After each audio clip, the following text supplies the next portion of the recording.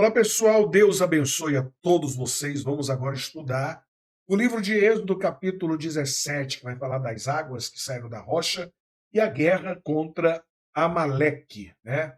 Então vamos lá.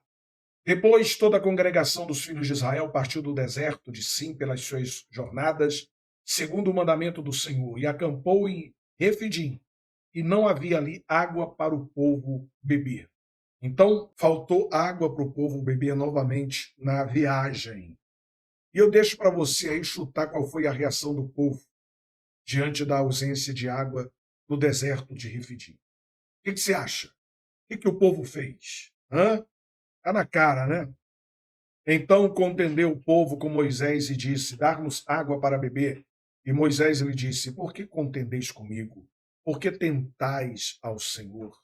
Tendo, pois, ali o povo sede de água, o povo murmurou contra Moisés e disse: Porque nos fizeste subir do Egito para nos matares de sede a nós e aos nossos filhos e ao nosso gado. Então, mais uma vez, né, como se Moisés tivesse algum poder sobre a natureza, de fazer brotar do deserto água. Mas o murmurador é assim, ele culpa os outros pelos seus próprios problemas. O murmurador é ingrato, ele se esquece de tudo que Deus fez por ele. E outra vez nós vemos o exemplo de Moisés como homem de Deus e um líder segundo o coração de Deus. O que ele fez? Clamou Moisés ao Senhor, dizendo: Que farei a este povo? Daqui a pouco me apedrejará. Ele clamou a Deus. Então aqui nós aprendemos um princípio muito interessante de liderança. Todas as vezes que você se vê em dificuldade, né, em qualquer situação que você está liderando, leve as suas queixas a Deus. Leve a Deus todas as suas dificuldades. Foi o que Moisés ele fez. Então disse o Senhor a Moisés: Passa diante do povo e toma contigo alguns dos anciãos de Israel, e toma na tua mão a tua vara com que feristes o rio, e vai. Eis que eu estarei ali diante de ti sobre a rocha, em Horebe. Tu ferirás a rocha, e dela sairão águas, e o povo beberá. E Moisés assim o fez diante dos olhos dos anciãos de Israel. E chamou aquele lugar Massá e Meribá, por causa da contenda dos filhos de Israel. E porque tentaram ao Senhor, dizendo: Está o Senhor no meio de nós ou não? Então, quem ora, Moisés orou, e quem ora tem a direção de Deus. Deus deu a direção para Moisés. Ele seguiu a direção e a água saiu da rocha. Quer dizer, mais uma vez, Deus mostrando para o povo de Israel que ele era aquele que iria suprir todas as necessidades daquele povo e que eles não precisavam ficar ali alimentando aquela ideia de voltar para o Egito, porque Deus era poderoso para cumprir e completar aquilo que havia prometido, né? Então, a água saiu da rocha, eles, eles encheram as vasilhas e levaram para o povo. Então veio Amaleque e pelejou contra Israel em Refidim. Quer dizer, aqui é uma guerra, né? Uma guerra que se levantou contra os filhos de Israel. Amaleque, ele planejou guerrear contra aquele povo. E se você olhar a descendência de Esaú, lá em Gênesis capítulo 36, você vai notar que ali, da descendência de Esaú, sai Amaleque. É desse Amaleque que vem os amalequitas. Então, eles são, por consequência, descendência ou descendentes de Esaú. E aqui começa um conflito que vai durar praticamente todo o Primeiro Testamento. Os descendentes de Esaú entrando em conflito com os descendentes de Jacó. Por isso disse Moisés a Josué: Escolhe-nos homens e sai, peleja contra Amaleque. Amanhã eu estarei sobre o cume do outeiro e a vara de Deus estará na minha mão. E fez Josué como Moisés lhe dissera, pelejando contra Amaleque. Mas Moisés, Arão e Ur subiram ao cume, no topo do outeiro, né? Então, essa é a primeira aparição de Josué na Bíblia. Ele já aparece aqui como um general. Ele faz exatamente como Moisés ele havia ordenado, e ele lutou contra os amalequitas. Porém, Moisés ficou vendo do monte, vendo lá de cima. E acontecia que quando Moisés levantava a sua mão, Israel prevalecia. Mas quando ele baixava a sua mão, Amaleque prevalecia.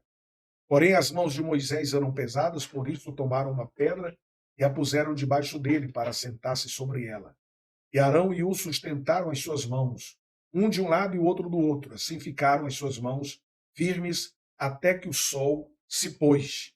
E assim Josué desfez a Amaleque e a seu povo ao fio da espada.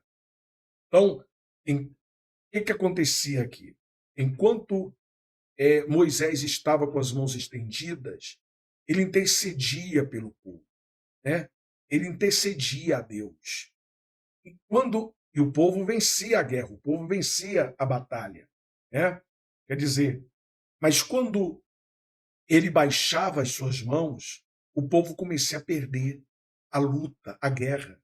Então ficava nessa, levanta, baixa, até que Arão e Ur, um seguraram a mão esquerda, o outro segurou a mão direita, né, para que ele continuasse a intercessão. E o povo começou a vencer novamente aquela guerra. Eu aprendo com isso, sabe o quê? É o poder que tem a intercessão. Quer dizer, para manter uma família de pé, uma igreja de pé, um departamento de pé, uma empresa de pé, uma nação de pé, tem que haver intercessão, né? E ali eles venceram, com a ajuda dos anjos, eles venceram aquela guerra. Josué eliminou todos os amalequitas que estavam ali em guerra contra eles. A vitória foi do povo de Deus. Então disse o Senhor a Moisés: escreve isto para a memória no livro e relata aos ouvidos de Josué, que eu totalmente hei de riscar a memória de Amaleque de debaixo dos céus. Quer dizer, aqui nós começamos a ver o próprio Deus ordenando que Moisés escrevesse tudo.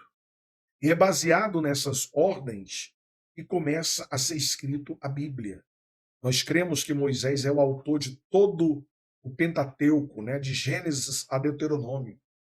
E é baseado nessas várias ordens de Deus, dizendo para ele registrar, escrever tudo o que acontecia, que temos hoje a Bíblia, a lei, o Pentateuco, a história do povo de Israel, para nos edificarmos a respeito dela, a respeito da história desse povo. E Moisés edificou um altar, ao qual chamou o Senhor é a minha bandeira. Então, esse é o primeiro altar que nós vemos Moisés edificando para agradecer a Deus pela vitória. Ele chama esse altar, o Senhor é a minha bandeira, o Senhor é o meu general, o Senhor é a minha defesa. E disse, porquanto jurou o Senhor, haverá guerra do Senhor contra Amaleque de geração em geração. Então, Deus faz uma promessa, né? Eu vou apagar totalmente a memória dos amalequitas na face da terra. E quando nós chegamos, né? A gente vai chegar lá em 1 Samuel, quando vai falar que Deus ele vai dar uma ordem ao rei Saul para completar, dizimar o povo amalequita através de uma batalha. Mas Saul não obedece. Ele não cumpre aquilo que Deus tinha falado para ele. Deus tinha ordenado a Moisés que iria acabar com o povo amalequita. Mas isso nós vamos ler ainda quando chegarmos lá em 1 Samuel. Então, meditamos aqui em Êxodo capítulo 17. No próximo vídeo nós vamos meditar em Êxodo capítulo 18. Deus abençoe.